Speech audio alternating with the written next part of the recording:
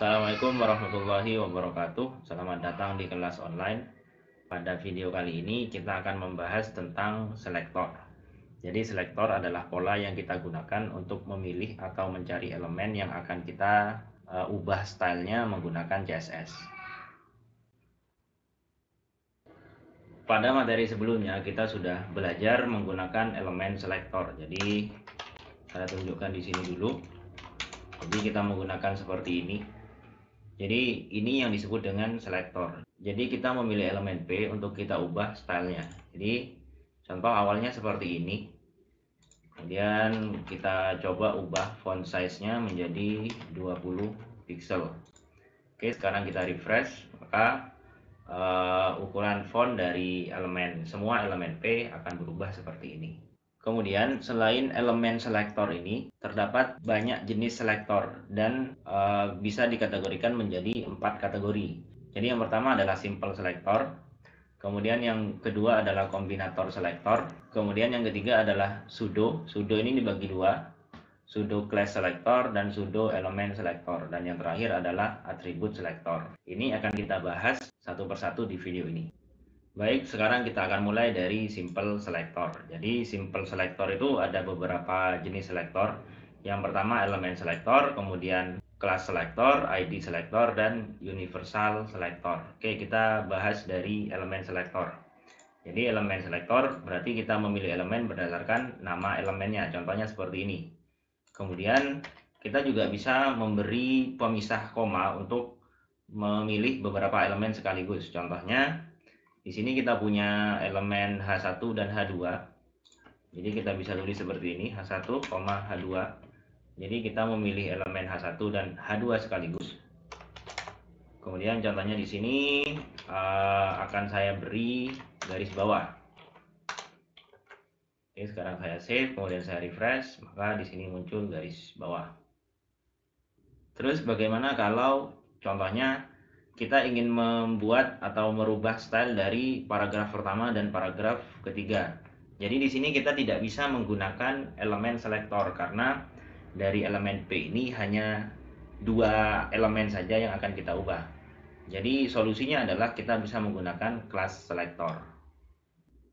Class selector adalah atribut yang digunakan untuk memberi pelabelan kategori pada beberapa elemen. Contoh, kita beri atribut kelas di sini, kemudian kita beri nama kelasnya. Contohnya di sini nama kelasnya adalah center. Kemudian elemen yang punya style yang sama kita tambahkan kelas dengan nama yang sama juga. Contohnya di sini paragraf ketiga. Jadi paragraf pertama dan paragraf ketiga punya kelas yang sama, yaitu kelas center. Kemudian untuk memanggil selektor kelas ini caranya adalah kita tambahkan dot, kemudian nama kelasnya, kemudian baru kita tambahkan stylenya. Jadi perbedaan elemen selektor dan kelas selektor ada pada titik ini atau dot. Jadi kalau elemen kita panggil nama elemennya saja, tapi kalau kelas kita tambahkan dot di depannya. Oke, sekarang kita coba jalankan. Jadi bisa kita lihat bahwa paragraf pertama dan ketiga sekarang teksnya berada di tengah. Kemudian dalam satu elemen ini kita bisa menambahkan banyak kelas. Contohnya kita tambahkan kelas bold di sini. Kemudian di paragraf kedua juga saya tambahkan kelas bold. Kemudian di sini saya panggil kelas bold. Kemudian saya tebalkan menggunakan font weight bold. Dan sekarang kita jalankan, maka bisa dilihat bahwa paragraf pertama dan kedua sekarang menjadi tebal. Jadi yang perlu diperhatikan adalah paragraf pertama punya dua kelas, yaitu kelas center dan bold. Selanjutnya adalah selektor ID. Jadi selektor ID itu biasa digunakan untuk memberi identitas yang unik pada sebuah elemen. Jadi ID ini sebenarnya juga atribut. Jadi contohnya paragraf kelima ini warnanya ingin saya ubah menjadi hijau. Karena hanya satu elemen, jadi saya akan menggunakan ID saja. Jadi ID, kemudian nama ID-nya contohnya adalah green. Jadi perbedaan ID dan class, ID namanya harus unik. Jadi satu nama ID ini hanya boleh digunakan oleh satu elemen saja. Jadi contoh di sini green karena sudah dipakai oleh paragraf kelima, jadi ini tidak boleh dipakai oleh elemen yang lain. Berbeda dengan kelas. Jadi kalau kelas karena itu bersifat kategori, jadi satu nama kelas itu boleh dipakai oleh banyak elemen. Oke, untuk memanggil ID kita awali dengan tanda pagar seperti ini, kemudian nama ID-nya. Jadi contoh color green. Kemudian kita refresh. Jadi sekarang bisa kita lihat bahwa paragraf kelima sudah menjadi hijau. Jadi untuk kelas itu pakai dot, kemudian kalau ID menggunakan tanda pagar. Kita juga bisa menggabung elemen selektor dan kelas selektor. Ini biasanya digunakan untuk memfilter elemen yang mau dipilih. Contoh di sini header 1, header 2 dan paragraf keempat ini mau saya tambahkan kelas red. Jadi biar teksnya menjadi merah. Oke, sekarang di sini saya tambahkan stylenya red, kemudian color red. Oke, saya refresh. Jadi sekarang header 1, header 2 dan paragraf keempat menjadi merah. Kemudian saya ingin kelas red yang dari elemen P teksnya menjadi miring. Caranya bisa seperti ini. Jadi kita panggil elemennya, kemudian dot kelasnya. Jadi kalau format seperti ini berarti kita ingin memilih elemen dengan kelas red dari elemen P. Jadi elemen H ini tidak akan dipilih nanti. Jadi sekarang kita coba font style, kemudian miring. Oke, jadi bisa dilihat bahwa hanya kelas red dari elemen P yang berubah. Karena di sini sudah kita batasi dengan elemen P ini. Kemudian pembahasan terakhir untuk simple selector, ada yang namanya universal selector. Jadi selector ini digunakan untuk memilih semua elemen pada halaman tersebut. Jadi simbolnya adalah tanda bintang seperti ini. Kemudian contohnya saya ingin mengubah font family-nya atau jenis fontnya. Oke, jadi saya pakai yang atas saja sudah. Oke, jadi artinya ini berarti kita akan mengubah font family pada semua elemen. Jadi sekarang saya refresh, maka semua elemen fontnya akan berubah. Oke, selanjutnya kita akan bahas tentang kombinator selektor. Jadi kombinator selektor itu ada 4. Ada descendant ditandai dengan spasi, kemudian ada child selector ditandai dengan tanda lebih besar, kemudian adjacent sibling selector ditandai dengan tanda plus, kemudian general sibling selector ditandai dengan tanda ini. Oke, di sini sudah saya artikan biar lebih mudah dipahami. Jadi selektor turunan, selektor anak, selektor saudara dekat, dan selektor saudara umum. Kemudian untuk file HTML-nya saya siapkan seperti ini. Jadi silahkan dibuat dulu. Kemudian hasilnya bisa dilihat di bagian kanan ini. Oke, sekarang kita akan coba yang pertama, yaitu descendant selector. Oke, descendant selector bisa ditulis seperti ini, div spasi P. Jadi tandanya adalah spasi. Jadi artinya ini adalah kita memilih semua elemen P yang menjadi turunan dari elemen div, atau kita memilih semua elemen P yang ada di dalam elemen div. Jadi walaupun itu turunan langsung atau tidak langsung, intinya semua P akan dipilih yang ada di dalam div. Oke, sekarang kita coba ubah warnanya. Sekarang kita refresh, bisa kita lihat bahwa paragraf 1, 2, 3, 6, dan 7 yang berubah. Jadi kita cocokkan di sini. Jadi P yang pertama dan kedua ini jelas turunan div. Kemudian P yang ketiga walaupun bukan turunan langsung tapi masih ada di dalam div, itu juga ikut. kemudian 64 juga termasuk. Di sini paragraf 4 dan 5 sekaligus 8 dan 9 itu tidak masuk karena memang tidak berada di dalam div. Selanjutnya kita akan bahas tentang child selector atau selektor anak. Jadi yang disebut selektor anak itu adalah turunan langsung. Jadi contohnya di sini yang termasuk anak dari div adalah paragraf 1 dan 2. Jadi karena ini adalah turunan langsung. Tapi paragraf 3 ini tidak termasuk turunan langsung atau anak dari div karena elemen P masih berada di dalam elemen yang lain. Kemudian paragraf 45 ini jelas bukan. Kemudian ini termasuk turunan langsung atau anak dari div. Kemudian 89 ini juga bukan. Jadi kalau kita menggunakan child selector yang akan berubah adalah paragraf 1, 2, 6, dan 7. Oke, untuk tanda yang digunakan atau simbol yang digunakan adalah tanda lebih dari. Jadi di sini kita tambahkan saja tanda lebih dari. Oke, sekarang kita refresh, maka bisa kita lihat paragraf 3 sudah tidak merah lagi. Jadi yang merah hanya paragraf 1, 2, 6, dan 7.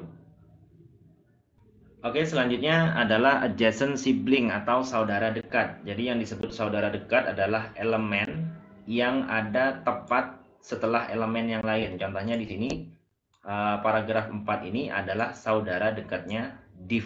Kenapa? Karena P yang ini tepat berada di atau tepat ada setelah div.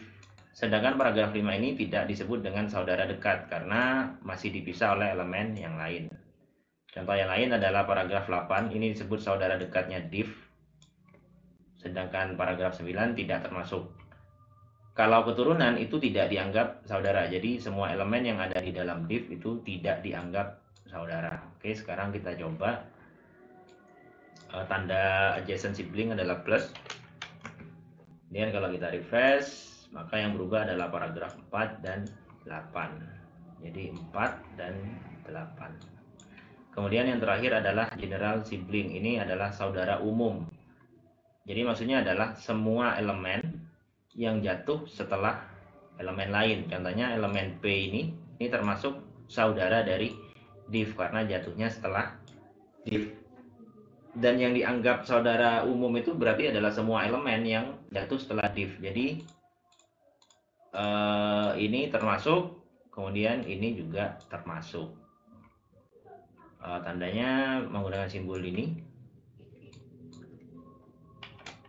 Jadi sekarang kita refresh, maka paragraf 4, 5, 8, dan 9 berubah menjadi merah. Oke, jadi seperti itu pembahasan tentang kombinator selektor. Selanjutnya pembahasan tentang pseudo selektor. Pseudo selektor itu ada dua, ada pseudo class dan ada pseudo elemen. Pertama kita akan bahas tentang pseudo class. Jadi pseudo class itu adalah selektor yang biasa kita gunakan untuk memberi style pada elemen tergantung atau sesuai dengan kondisi elemen tersebut atau keadaan elemen tersebut. Contoh, kita ingin memberi warna hijau pada link ini ketika mouse ada di atasnya atau kursor mouse ada di atasnya. Atau kita ingin mengubah border ini yang awalnya hitam ketika kursor ada di dalamnya atau ketika fokus. Jadi itu yang disebut dengan pseudo class selector. Oke, kita coba yang pertama. Jadi contohnya pada elemen A saat hover, jadi formatnya adalah elemennya kemudian titik 2 dan kondisinya. Jadi kondisinya ketika hover. Hover itu maksudnya adalah ketika kursor mouse ada di atas suatu elemen. Jadi ketika kursor ada di atas elemen A, maka warna teksnya akan saya ubah menjadi green.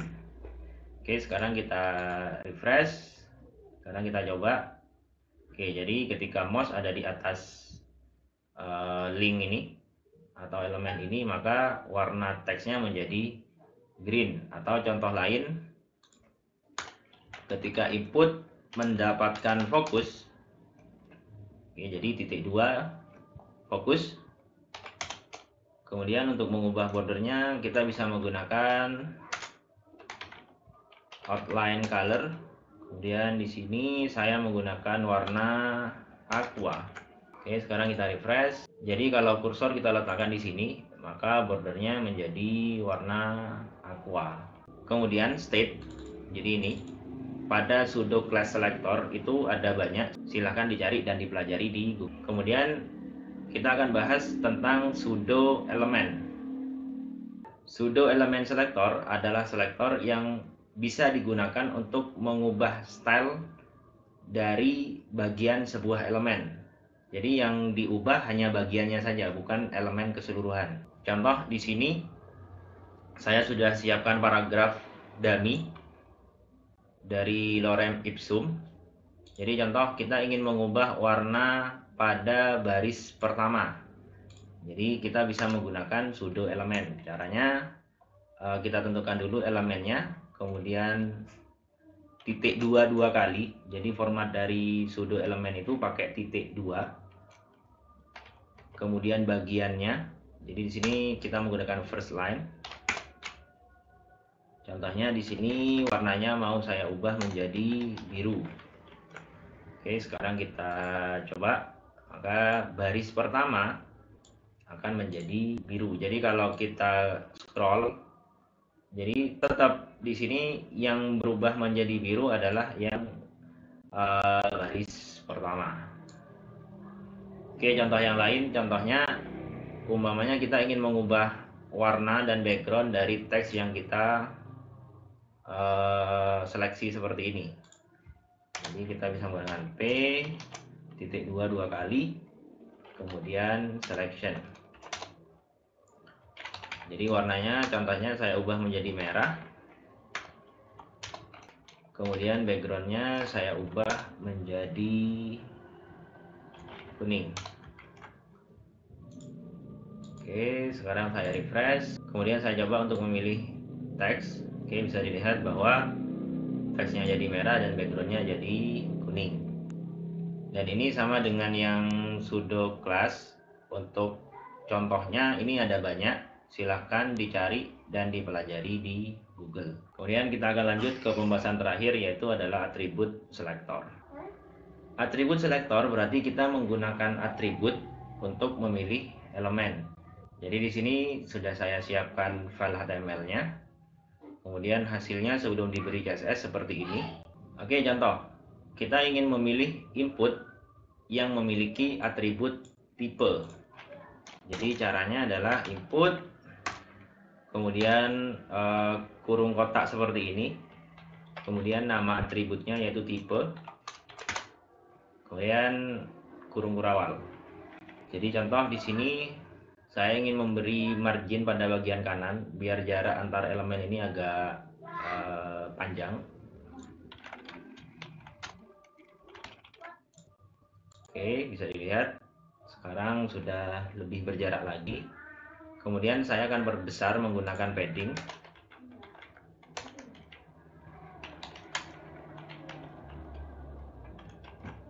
Jadi padding atas bawahnya 10 px, kemudian padding kiri kanannya 15. Untuk pembahasan padding ini kita akan bahas di video selanjutnya.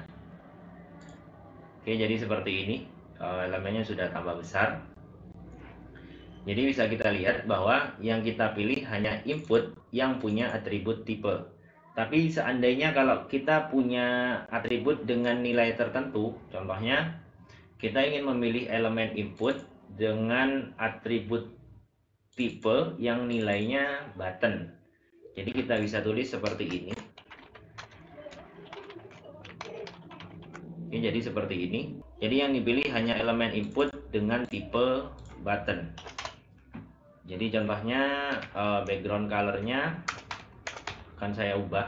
Saya akan menggunakan warna ini, jadi warna hijau. Kemudian bordernya saya hilangkan. Kemudian color teksnya saya ubah menjadi putih. Dan yang terakhir font size-nya saya ubah menjadi 16 pixel. Oke, sekarang kita refresh, maka hasilnya seperti ini. Oke, mungkin itu saja pembahasan tentang selektor. Semoga bermanfaat. Assalamualaikum warahmatullahi wabarakatuh.